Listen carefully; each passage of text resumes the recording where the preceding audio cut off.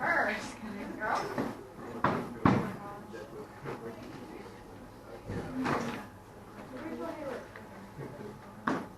Maybe that's why like he doesn't know you're in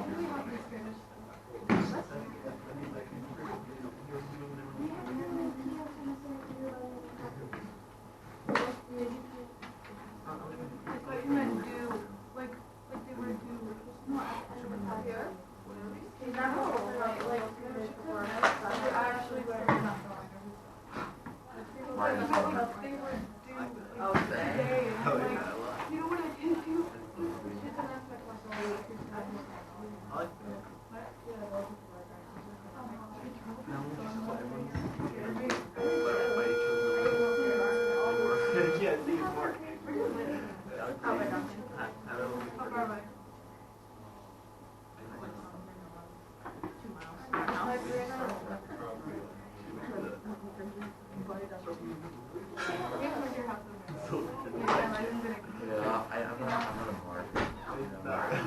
Alright.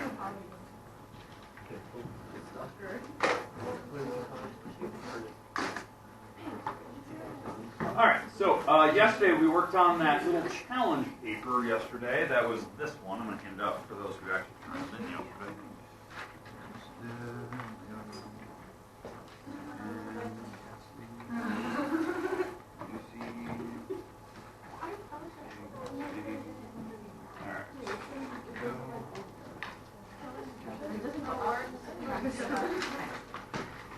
Alright.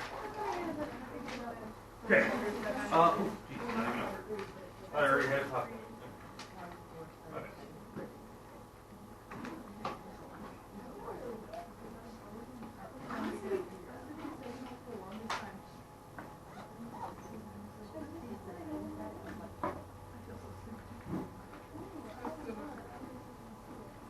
Alright.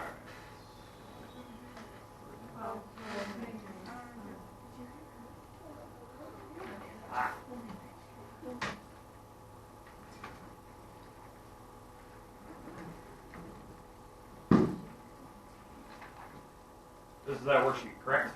These are the correct numbers that I gave you? Alright. Because we want to make sure I didn't give you the second one versus the first one. Alright. So, your goal was, on yesterday, because it was just kind of a challenge. It wasn't meant to be like crazy hard homework, because I didn't want to throw more homework at you. It was just kind of a fun little project to see how well your inductive reasoning works, especially when you're working in groups. You guys can rely on each other's skills, because everyone thinks about these problems differently, right? So the idea was to identify what type of sequence. There's two types, right? There's the arithmetic versus there's the typical sequence. Arithmetic is when they add the same number the whole time to get from one to the other. That's very rare. There's a few in here that do that.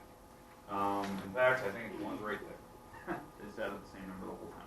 If the numbers change, like they're adding different numbers or they're doing a different pattern, then it's just a typical sequence. So that's the difference.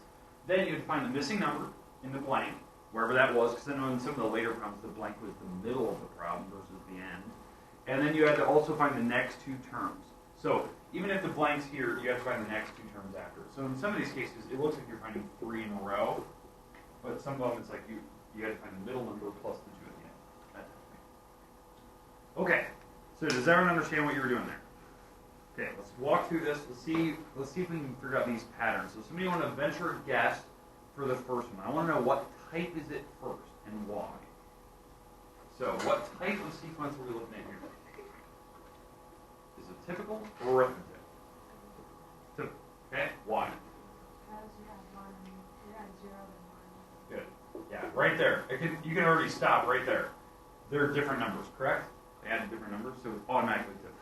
Like you can tell after the first number, the first 2 numbers, that it's automatically typical. Now,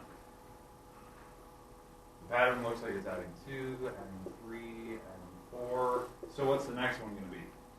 23. Yeah, 23, right? Next one? 29. Good, because you're adding 6, right? And the next one? 36. Okay. Any questions, comments, concerns on the first one? They're basically adding the whole numbers. That's what they're doing, one after another. Okay, all right. Next one.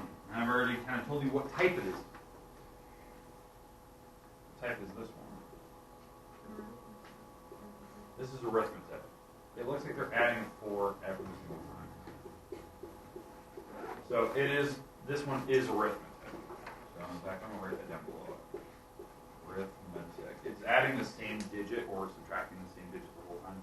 This one up here is just a typical sequence. Okay, there's a lot. There's a big difference here because typical there's such a big range of different types of sequences. You know, they have different patterns. But arithmetic is just limited to the same number the whole time. So these you can usually spot what the next numbers are going to be off the bat. So this next part you add 4, so that'd be what, 43. You'd add 4 again, and you get to 47. You'd add 4 again, and you get to what, 51. All right. Okay, makes sense on number 2. I think those are probably pretty easy. Probably no one really struggled with those. You probably kind of rattled off answers right away. But the later ones, though, they get challenging, especially when you get down to the end. Some of those are tough because the numbers in the middle are missing, and you have to find those.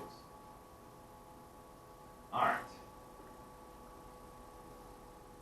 Now let's jump down here. Let's go to the next part. Okay. All right. Number 3. Typical or arithmetic? Figure that out first. It's typical, right?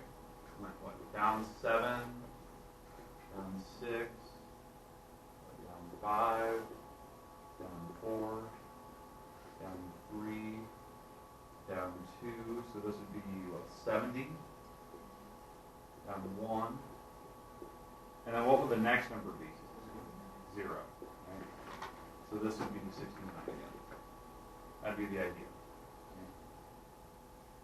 So that is most definitely just a regular sequence, a typical sequence, because it's choosing different numbers each time. It's actually subtracting by the whole numbers.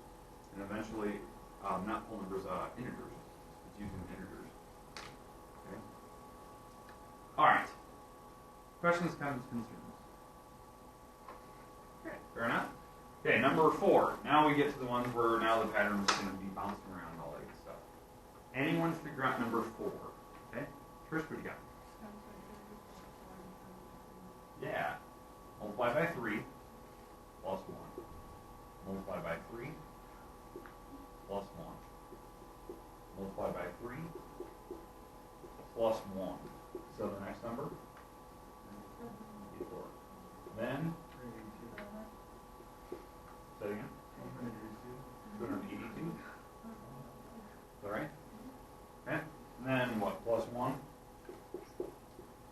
Alright. Any questions with that? Anyone do it differently? See it differently? Honest, raise your hands. How many people found that one tricky? Like, couldn't figure it out at first? Yeah, I mean, it's tough, right? It's not adding. You know, because all the other ones above it were, they're adding numbers. But that one, it didn't. Probably the one number that really threw it off is at 93.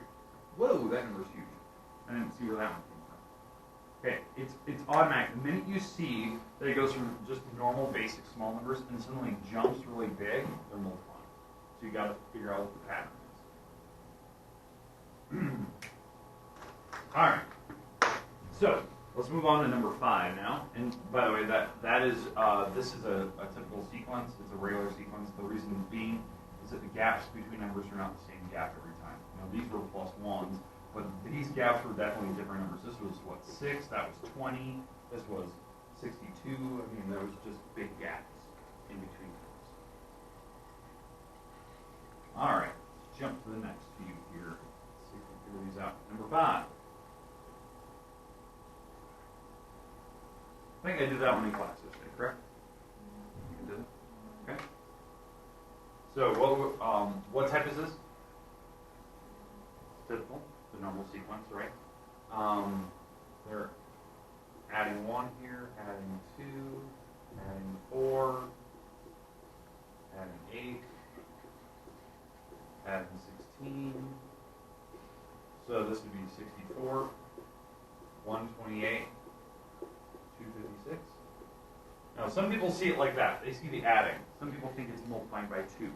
It's however you want. It's however you want to think of it. It's the same difference. Now, it is a typical sequence. The gaps between numbers, they're all changing. The gap, remember this term that we call this gap between numbers, that's called the common difference. That's the gap between numbers. Okay? So it is a typical sequence. Okay, number 6. Anyone figure out the pattern for number 6? By 4? Okay. So, by 4? By 8? By, what is it? 12. Yeah, so, 16, 20. So, the gap, that common difference, is going up by 4s. So it's going up by 4 each time. So this next one, I'll be adding 24 to it. If I add 24 to that, that's what, 89? Add 28. What is 28? 100, 117. And then add 32.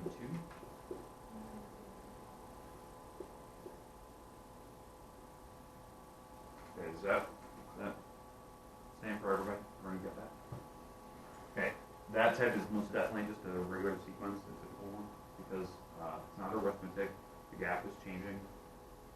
So, I mean, after the first 2 numbers, I mean, you can definitely see that it's not arithmetic. So that the common difference with the number is changing. Okay, so far agreed that maybe, probably the most challenging problem was probably number 4, the one where they're taking times 3 plus 1 times 3 plus 1. So really not a challenge as of yet, especially like that one I even did in class. All right, let's go to number 7. What do we got here? Back.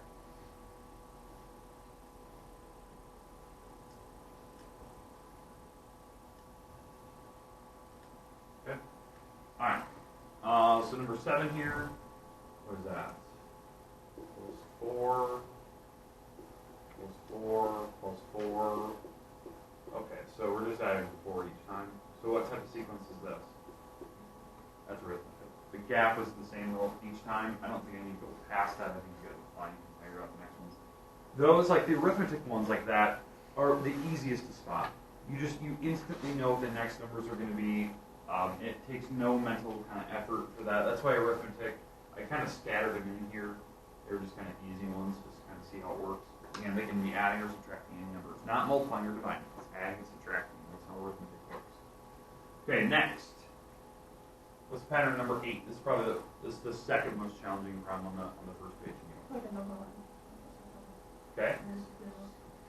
So minus 2, minus 1, 0. plus 0, plus 1, plus 2, plus 3. The next would be plus 4, and then plus 5, and plus 6. Yeah, that's probably the best way to put it. It's a number line. You're actually adding the integers. Integers are positive, negative numbers, and 0. So that's what you're doing. Okay, that was probably the second most challenging question on the first page, and that's not even that hard. Questions, comments on the first page? Okay, let's go to the next slide. Now we have some trickier ones on the back. Maybe not these first few, but later on they get a little tricky. Especially in 11 and stuff where the gaps in the middle now. All right, number 9. What are they doing? Yeah, it's down by 5, down by 5, down by 5, down by 5, down by 5, down by 5. So that's arithmetic. Even though it's subtracting, you're adding negatives. That's why it's arithmetic. So yeah, that's pretty straightforward. There's a pattern there. It's like it repeats the front number twice, and the back numbers are 7 2 7 2 7 2. That's for the visual person. They would see it that pattern. So the next ones would be 5s, 50s with 7 and 2 behind it. That's just a way to see it if you're a visual person. All right, 10. What do we have here? Plus 7, minus 6, plus 5, minus 4, plus 3. So the next one would be what? Minus 2, plus 1, minus 0. So is that 33 is the next number? then it's going to be 34, and then 34 repeating. Now, the one person, now that's very analytical the way that I just did that, looking at the gap to find the difference numbers. The visual person wouldn't see that. They would see this. 30, 31, 32, 33, 34. And then the numbers they skip are going down. That'd be the visual person. See that. I mean, people did it the visual way. Saw the visual. Yeah. I mean, it's kind of a weird thing. It's like just how your mind works. Everyone's always different the way they think these problems. You know, when I first attempted this prem, I do always find it more like the numbers. Even though I'm more visual, but I just see the numbers before anything else. All right. So that was 10. Now 11. Okay. For the next couple, now the gaps.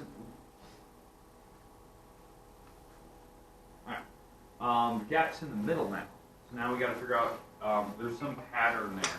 So, you know, they did something to make this number, then this number did something to make 15, and 15 did something to make 20, 20 did something to make 26, 26 did something here, here, here. But what's happening? So, I don't know what these first two gaps are, but this is plus 5, this is plus 6, plus 7, plus 8. So this is probably a plus 4 here. So this had to be, what, an 11? And then this was a plus 3. So it definitely works with pattern. Plus 3, plus 4. So the next one would be plus 9, plus 10, and then plus 11 if you need to keep going. But you really only need to find these two because the gap is a lot of numbers basically. So you had to find the, what, 50 and the 60? That's the next two numbers. Okay, makes sense? Not bad. So far, pretty basic stuff. 12. So the blank's in the front now. So they did something from here to here. Here to here was what, minus 1, plus 3, minus 1, plus 3, minus 1. All right, there's your pattern. So it's bouncing back and forth. So this would have to have been the plus 3, because then it goes minus 1. So this would have to be a 5. And then you can keep continuing that pattern. So the next number would be 14, because you'd have to add 3 to the 11, and subtract 1, so you're back into 12, and you keep going. Okay, so far it looks like every one on this page, except for the top round, was a typical sequence. Not really any challenges yet. We kind of follow the same pattern. No real difficulty with multiplying yet. All right, let's go to 13. What do we got?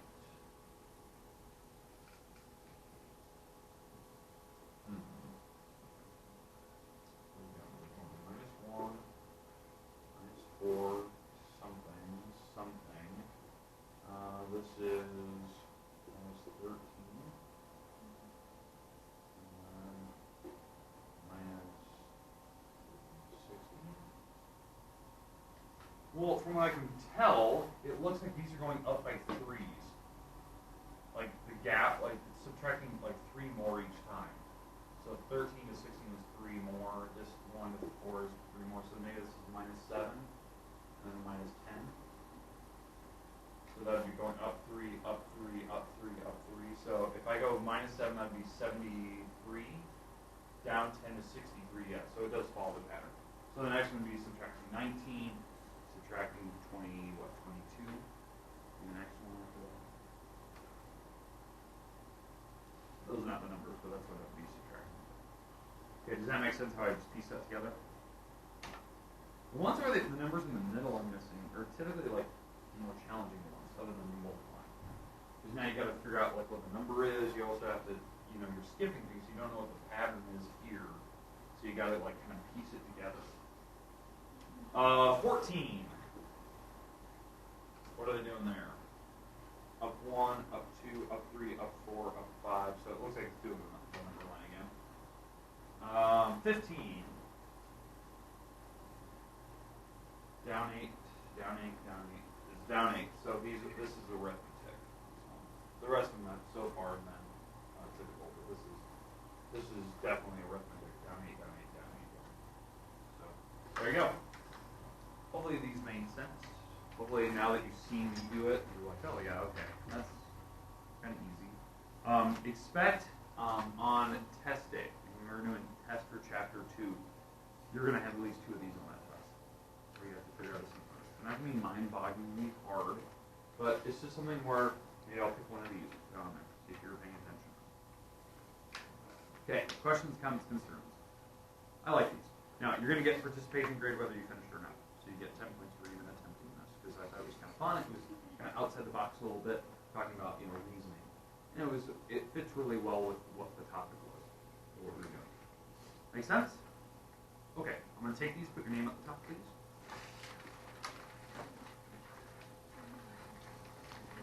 What?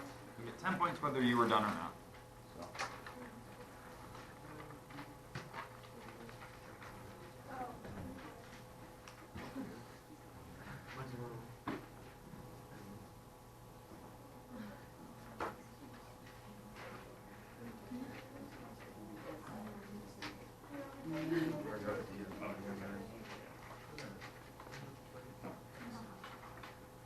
Alright, so easy 10 points.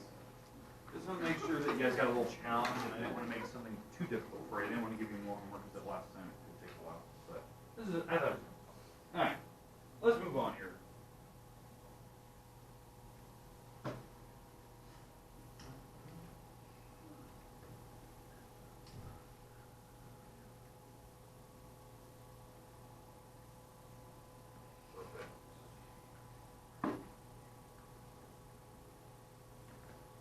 Okay. So, what we discussed earlier this week, right, was deductive reasoning. We talked about inductive and deductive, and that thought process for whether you're book smart or you have street smart common sense. You have to have both, right? These were kind of the topics we talked about. We're going to get more into these later in this chapter, where we start learning more theorems and postulates and formulae for doing proofs and stuff. We talked about the savants and compete. We talked about inductive reasoning and savant Daniel Tammet. Those are just 2 rare examples. But this is something that, that was what we did in this worksheet, was inductive. You had nothing to fall back on. The only problem in that whole worksheet that was pure deductive reasoning would have been, it was at problem number 10, where it was like, it went 1, 2, 4, 8, 16, because we did that in class. So if you memorized it, you could just regurgitate the answers, right? You didn't take any mental process, mental thought for it. But the rest of them were all inductive. You had to draw a pattern by whatever observation data you had, and then you went from there. Now, in this class, when we get into proofs, there's 2 methods of processing for solving math problems. There's the scientific method, which you learn in sciences, right? Scientific method is where you come up with, you identify the problem, you do a hypothesis on how to solve it, you actually follow the procedures using deductive reasoning. This is stuff you memorize. You collect your data from doing that procedural stuff, and then you wrap up a conclusion. They teach that in like every science class you ever have, right? I remember learning that when I was in school. The conclusion is you're not done there, right? Because on a conclusion, you have to see, does it make sense? Did it fit your hypothesis? Did it identify what your problem was? So maybe you have to start over and do this new procedure and collect new data, that type of thing, right? That is the same as a 5-step plan for math. Math has a 5-step plan, whether you believe it or not. Certain classes sometimes talk about it, but in math there is 5 steps. Number 1, it's kind of the exact same idea for sciences. You read for understanding. What is your problem actually asking you to do? That's, for some people, I honestly don't know if they can even read the problem. They just don't even know, like, what is the problem asking for? Sometimes they give me, answers are in angles, but the question was asking for how many feet that stick was. They give me an angle, it made no sense, right? So you got to read for understanding. What is the problem asking for? Plan your solution. What are you going to do? You have to add stuff together. You have to solve algebra. Facts. Do you have everything that's given? Do you still need stuff? Determine your operations. Is that plan of solution? Then you do your computational work and you check your answer. That's right here is the number 1 thing where people fail. Common sense. Right there. Did your answer make sense? You're adding your bills from the month and you got, your bills were $1 billion. That didn't make sense because you don't have that many bills, that type of thing. So just common sense checking. exact steps. You know, identify the problem, come up with a hypothesis, determine your operations, which is that procedural stuff, collect data, conclusion, that type of thing.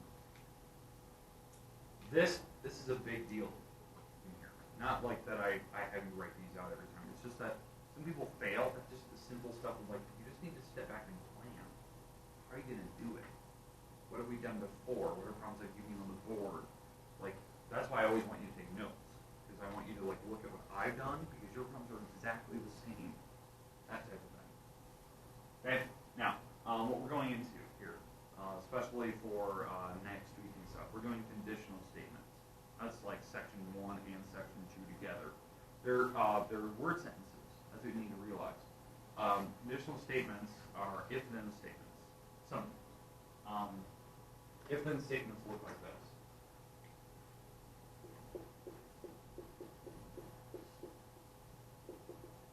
If it's going to rain, then I will wear a jacket.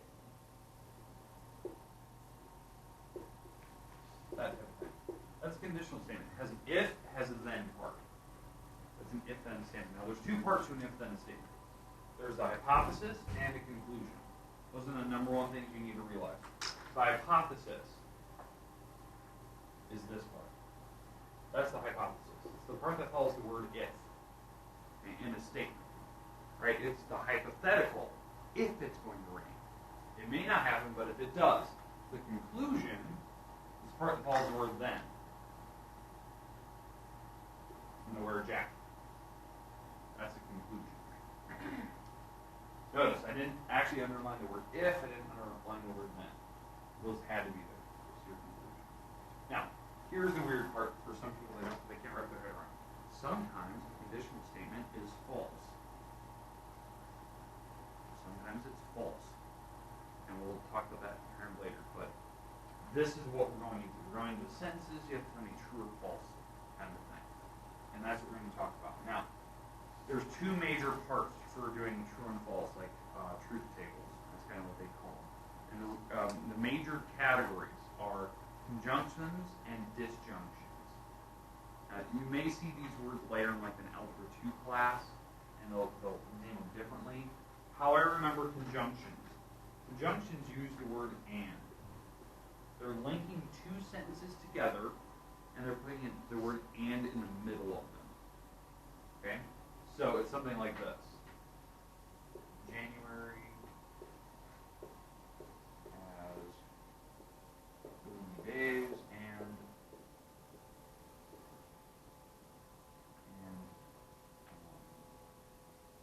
8 weeks. No, the sentence doesn't even have to be true. I'm just making it up, right? It has the word and. For that sentence to be true, for it to be true, because I always talk about true and false. If they use the word and for conjunction, this side and this side of the word and both have to be true. Now, does January have 30 days? It doesn't. It has 31. Okay, so there, it's already false. Because one side is already false. The other side, does it have 8 weekends? No. There's just no way. You only have, what, typically 4 or 5 weekends in a month, because it depends on how many weeks you actually have. February could have 3, all we know. But it's just like they both have to be true for a conjunction to work. Okay, now how you do the little like month thing, because I know they're going to ask you a bunch of questions on month. I do the little knuckles thing, especially.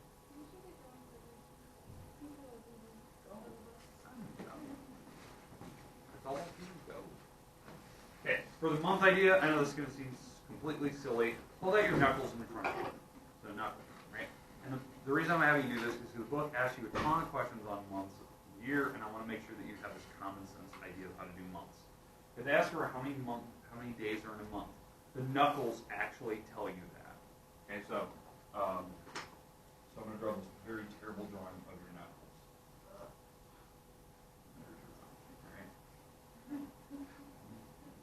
Alright, there's your little knuckles. Okay. Alright, then these are your little thumbs. Alright, so how this works.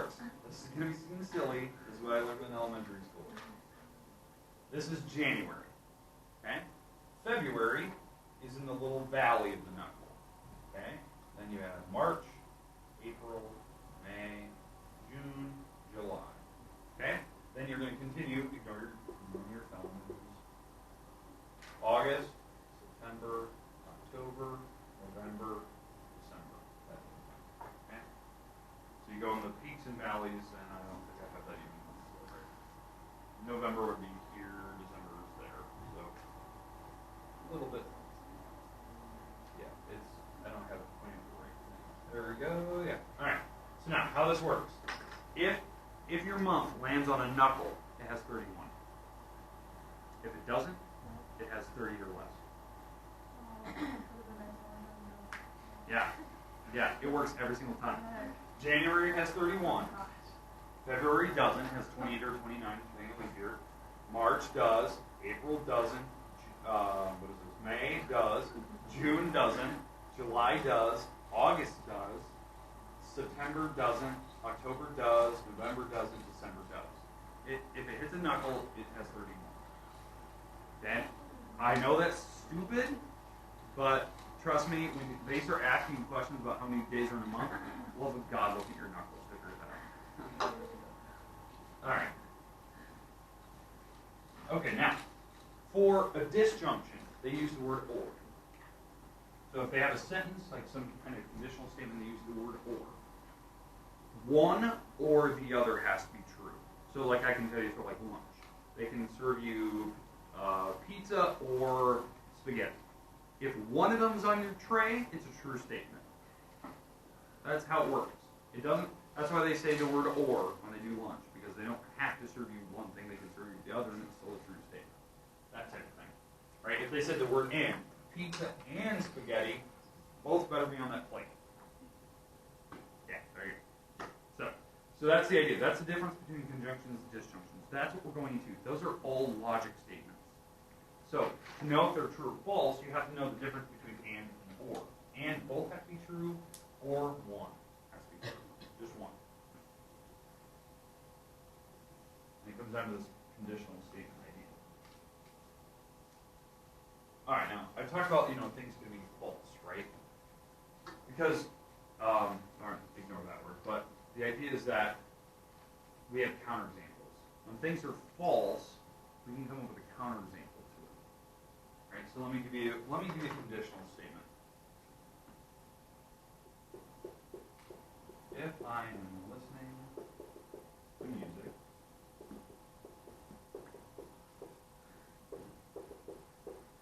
then I am using an iPod, old school iPod. Is that a true statement? True or false? Could be true, right? Or could it be false? Depends. Why? Why depends? Exactly, right? There's just a ton of different examples, right? You could have live music, you could have a band, you could have singing, you can have radio in front of you, you could have a computer, you could have a phone. It doesn't have to be an old school iPod. I bet none of you even have an iPod anymore, right? So the idea is that there's a ton of different examples, counterexamples, that make this statement potentially false. So that's an idea. Counterexamples are other ideas that could potentially work for that problem. Okay, that's why that's a terrible conditional statement. Now, converses. Converse to this. Converse is you flip the sentence around. So what the book says is a converse is where you switch the hypothesis and conclusion. You just switch their spots. So on this sentence, which one's the hypothesis? Yeah, this part, right?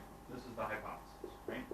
The conclusion is the iPod idea, right? So a converse is where you just switch them. Notice I'm going to leave the word if and then where it sits, but I'm just going to switch the sentence around. If I am using iPod,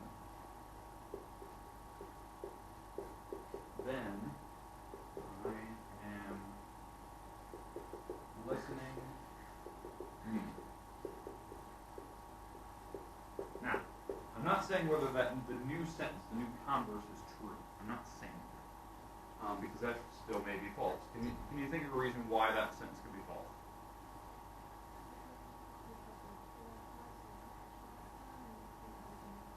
Yeah, exactly. You could be listening to you could be listening to a game, or on those old school iPods, you could be listening to a podcast, just kind of a radio station kind of a thing, where it's not music, it's just talk radio. So, if you've never experienced podcasting, you get into it. You need to listen to them because they have everything you can possibly think of, and it hits any interest. So, but no free. All right. But converses, you switch the hypothesis conclusion around, and here's the weird part. Sometimes when you switch the original sentence around, the original conditional statement, it may turn out to be true now. It may have been false, but it may switch to be true. Or vice versa. Maybe it was true and it switched to false once you switched around. Okay, now, a negation is different. Some people think like negation is where you're making the sentence false. It's not. All you're doing... John Erdman, please come to the office. John Erdman. All you're doing on a negation is just putting the word not in there. If I... Pam Jackson and Riley Alfie come to the office as well. Pam Jackson and Riley Alfie. So a negation is where I just throw the word not in there. If I'm not listening to music, then I'm using an iPod. Still, it may not be true, but the idea is that I could throw the word not in there if I'm not listening to music. That's a negation. Just putting that little word not in there. What was that? There you go. That's negation. Right? I'm not sleeping, then I'm awake.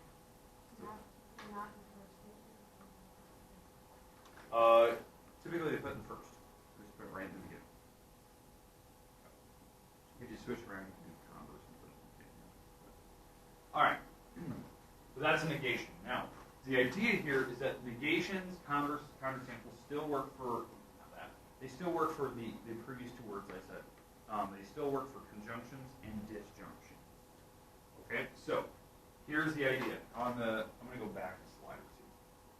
All right. So on this previous problem, you know, when I had this conjunction disjunction,